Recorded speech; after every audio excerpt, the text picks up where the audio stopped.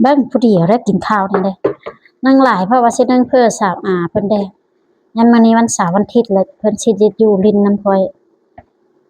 สาวซะดอกก็เลยพากันมื้อมาเลยโอดเด้อเจ้าเด้อนี่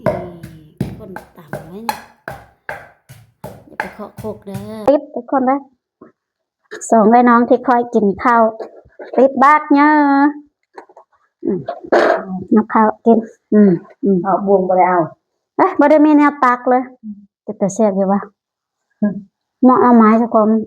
แซ่บฝีมือน้องล้นสบายดีแล้วก็สวัสดีเด้อทุกคนเด้อสบายดีตอนเช้าบรรยากาศตอนเช้ามื้อนี้ทุกคนเลยป้าพาละสังแบบแจงสว่างเลยสดใสเลยนะทุกคนนะเบิ่งบรรยากาศยามเช้าทุกคนก่อนสิเบิ่งบรรยากาศยามเช้าก็ขอบคุณเด้อ FC ทุกท่านที่เข้ามากดไลค์กดแชร์กดติดตามให้สาวเพชรสดีนะทุกคนนะป้าทุกคนเดี๋ยวเบิ่งมื้อนี้สิมีแสงแดดได้ทุกคนเด้อป้าแสงแดดก็เริ่มจะขึ้นแล้วเดี๋ยวพาดใส่หูผู้ค้างเบิ่งนั้นเลยทุกคนนั่นดิสีแจ้งๆแน่ละเด้อทุกคนเด้อ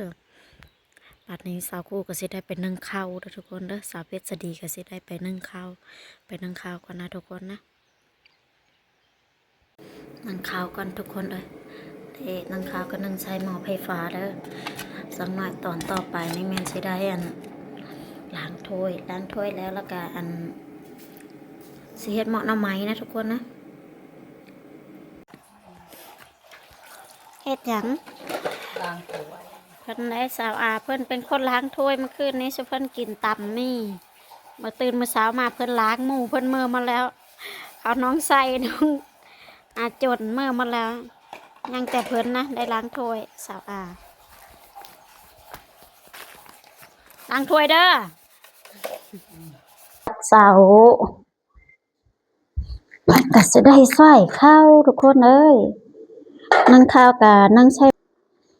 เบิ่งผู้เดียวได้กินข้าวนั่นเด้นั่งหลายเพราะว่าสินั่งเพื่อสาวเพิ่นได้ยันมื้อนี้วันเสาร์วันอาทิตย์แล้วเพิ่นสิอยู่รินน้ำพลอย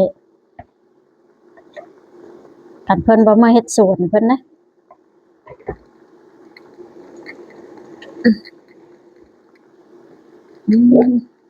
นั่งหลายพอสมควรแล้วทุกคนก้อยกระดาษอันนั้นข้าวเต็มสามผู้เดียวกินข้าวสิหมดบ่เนาะหลายแท้น่ะ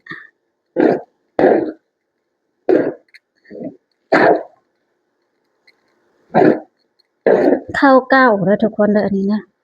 ข้าวค่อยซื้อข้าวเขาเจ้า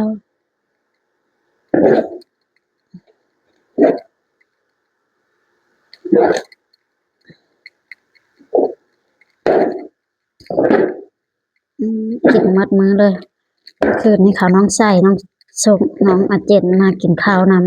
ำการกินตำมีกินข้าวต้มมาใหม่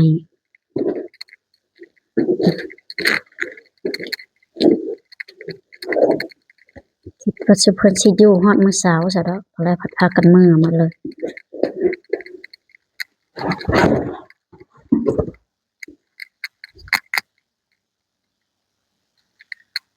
เทตองข้าวทุกคน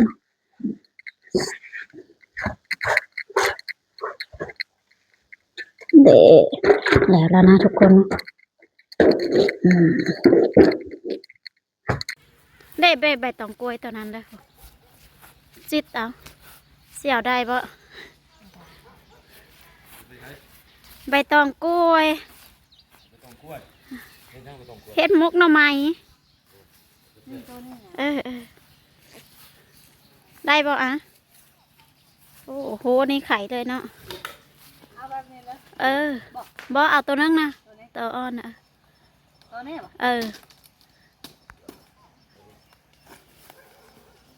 พักสะแง่ง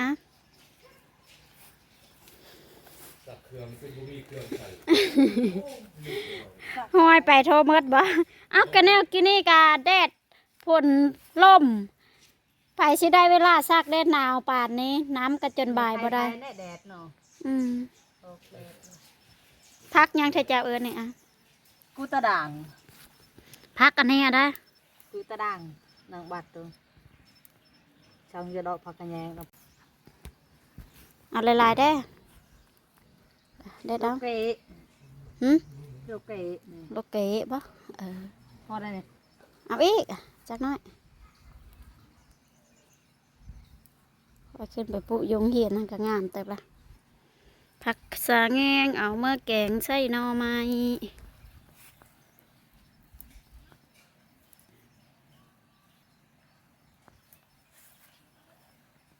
งามเธอหน่อย หืม บ่งาม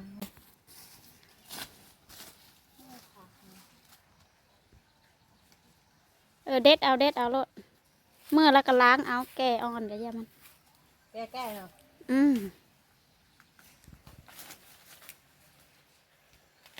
ผักสะเลิดเทเจ้าเนี่ยได้สะสะเลิดคือเดียวบ่สะโลดบ่จะโลดบ่ เรา สะโลดมนต์ข้าวป่าพูดไปข้อยก็บอกให้บ้านยังโสดเด้อมื้อนี้กำลังสิเฮ็ดหยังอีกมื้อนี้นะ แกงนก ฮะแกงหยังวะ หน่อไม้ เออสิเฮ็ดมกหน่อไม้ มกบ่ มกนะเจ้าตำแห้งแล้วลวกนะอันใด บ่ได้โทรหาอาจารย์ไงไทย อาจารย์ไอ้ใดอีอาจารย์ใดอี อาจารย์ลมไงให้เขาชื่อผัดก็เจอจ่ายเงินเขาหอดนี่ ผักกาดแต่ก็ได้ผักกาดกับผักบัว พักบวกกับบ่มีบ่อาจารย์นะ บ่มี บ่ว่าเฮ็ดศูนย์พี่แล้วนี่บ่ได้เลยบ่ ผักบัวหยังผักหอมแปรหอมแปร อ่ะก็พักบัวนั่นแหละอ่ะตั้ง มีหนังนี่นะ เดี๋ยวเอาไปนั่งนะ ไม่เป็นไร เอาใส่หม้อ ใส่เลย แล้วก็รับน้ำใส่แต่ตักใส่หนึ่งโอ้ยเอาอันนั้นใส่หนึ่งผักขี้เลิศนะ ฮะ ผักขี้เลิศโป๊ะใส่ในเอ้ยใส่ผักขี้เลิศนี่มันใส่ลงนี่อย่าใส่มันหลายเด้อ ทำนี่พ่อเนี่ย แล้วก็โป๊ะใส่เท่านี้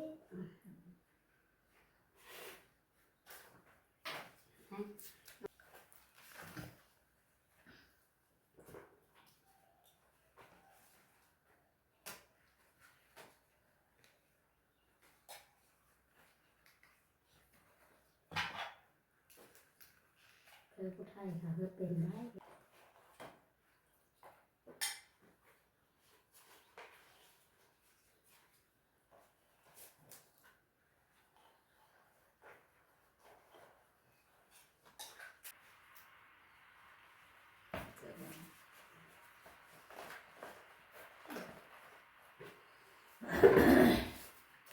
แล้วทุกคนแล้วทุกคนคางปุ๊บขึ้นมาใส่ไปเอาผ้าหม้อมาอัดเลยเดี๋ยวผ้าหม้อโอเค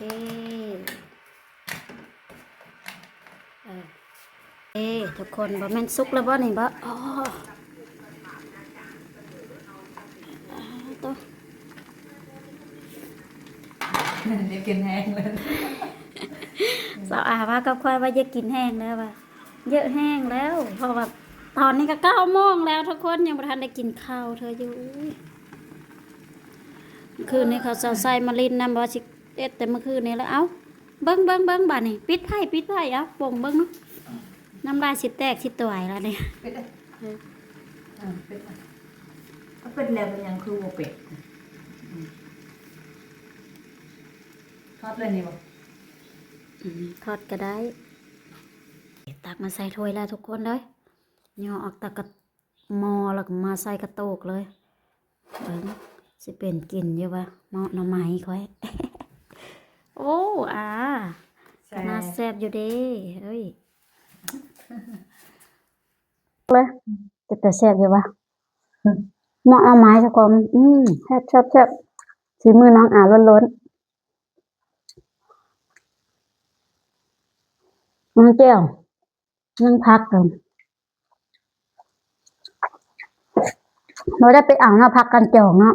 พักเนี่ย พักกันจองบ่แล้วได้ขาตื่นประมาณแบบนี้พักกันจองอยู่ทางพุ่นเด้อยู่ทางโรงเรียนอยู่ทางอันนั้นบ่หน้าพ่อสูงเนาะมันบ่ นั่ง ยังบ่ นั่ง ไปอ่างน้ำมานี่เนาะ ที่ตั้งเขาไม่ได้เลี้ยงงัวเลี้ยงควายอยู่คน เออ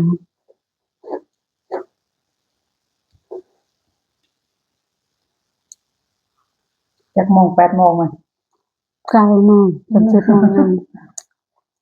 ตอนแรกยังไปอ่างก็ได้ที่รถจัดไปเลยเคยมา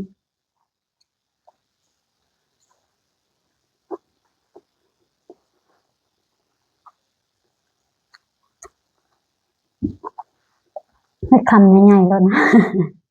เอาเลย ให้คำง่ายๆกินข้าวน้ำเดียวเด้อทุกคนเด้อเหมาะน้ำไหมอ่างไปแล้วว่า ไม่อยู่บ้านเขา อืม บ่ค่ะ งานอันพักกันพักกันอย่างว่ามันต้นนะ มันต้น งานมันต้น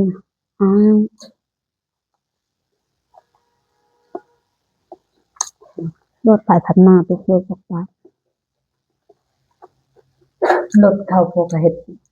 สัญญาณนี่ก็ บ่ แม่ แม่ น เอาขอบคุณทุกท่านเข้ามาเบิ่งนะวันนี้ก็สำหรับคลิปกินเมาะหน่อไม้ก็ได้หมดได้ทุกคนเด้อขอบใจหลายๆเด้อขอบใจหลายๆเด้อบ๊ายบายเด้อน้องอาเด้อ บาย